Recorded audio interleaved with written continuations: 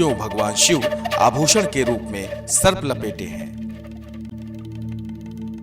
हर हर महादेव शंभो, काशी विश्वनाथ गंगे। भगवान शंकर भुजंग भूषण भर्ग, ये बहुत से नामों से भगवान शंकर पुकारे जाते हैं और वेद भी भगवान शंकर की इन रूपों से स्तुति करता है। भगवान शंकर के यदि शरीर को हम ऊपर से नीचे तक देखना प्रारंभ करें, नीचे से ऊपर तक देखना प्रारंभ करें, तो भुजंग ही भुजंग नजर आते हैं, सर्प ही सर्प नजर आते हैं। यदि भगवान शंकर की जटाजूट को हम देखें तो वहां पर सर्प बंधा हुआ है। भगवान शंकर के गले को हम देखें तो वहां पर सर्प बिल्कुल हार बन करके और फुफकार मार रहा है। भगवान शंकर के बाहुओं को यदि हम देखें तो वहां पर सर्प बाजूबंद बन करके बैठा हुआ है। भगवान शंकर के जो यज्ञोपवीत का स्थान है वहां पर सर्प यज्ञोपवीत के रूप में लटका हुआ है। भगवान शंकर ने जो गजासुर का चर्म अपने कमर के ऊपर धारण कर रखा है, उसको भी सांप के द्वारा बांधा गया है। भगवान शंकर के पैरों में सर्प के आभूषण हैं, इसलिए भगवान शंकर का नाम है भुजंग भूषण। भुजंग ही जिनके आभूषण हैं। और इन आभूषणों को देख करके क्या आपके मन में कभी यह जिज्ञासा नहीं आई कि ऐसा क्यों? भगवान शंकर ने अंग प्रत्यंग हर अंग में कुंडल के रूप में भी सर्पों को लटका रखा है। इस सर्प के पीछे रहस्य क्या है? शिव को सर्पों से इतना प्रेम कैसे है? वस्तुतः इसके पीछे कई पुराणों के अंदर अलग अलग कथाएं हैं। जिस समय भगवान शंकर दारुक वन लीला के अंदर गए और दारुक वन लीला के अंदर उन स्त्रियों के बीच में भगवान शंकर नग्न विचरण कर रहे थे, तब ऋषियों ने उनका अपाकरण करने के लिए, दूर भगाने के लिए सर्प का प्रयोग किया।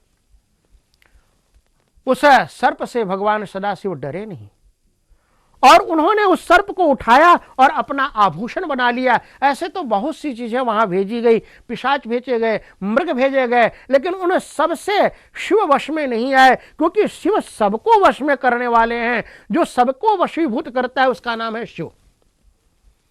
वस्तुतः सर्प के पीछे यह रहस्य है कि जब इतने कुटिल, इतने दूषित, फुफकार मारने वाले, जहर धारण करने वाले को भगवान शंकर धारण कर सकते हैं, तो हम भी उसमें से एक हैं। हमारे जीवन के अंदर भी वक्रता है, कुटिलता है, हमारे मन मस्तिष्क में भी जहर है। यदि हम भगवान शंकर के पास जाएं और एक बार प्रार्थना करें, एक बार निवेदन करें कि भगवान शंकर आप हमें आश्रय देवें, तो भगवान शंकर उसे केवल आश्रय ही नहीं देते हैं, उसे अपने गले का आभूषण बना लेते हैं। सर्प के बारे में यह कहा गया कि सर्प पवनाहार करता है और सर्प दृष्टांत है, संकेत है योगियों का।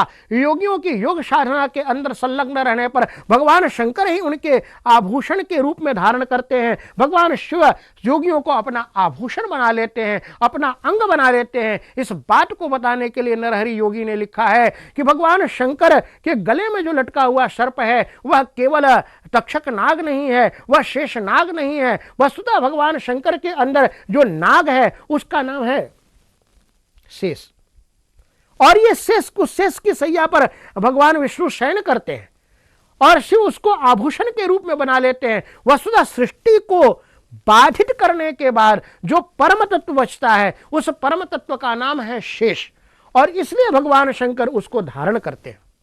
अथवा दूसरी दृष्टि से विचार करें, सर्प संसरण करने वाली चीज को कहते हैं। जो आगे आगे संसरण करता है उसका नाम है सर्प, सर्पति की सर्प।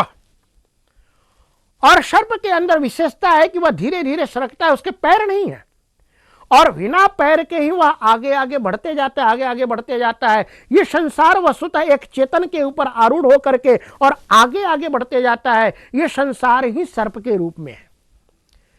इस संसार को चेतनता देकर के, शक्ति प्रदान करके और परमात्मा अपने में धारण करते हैं।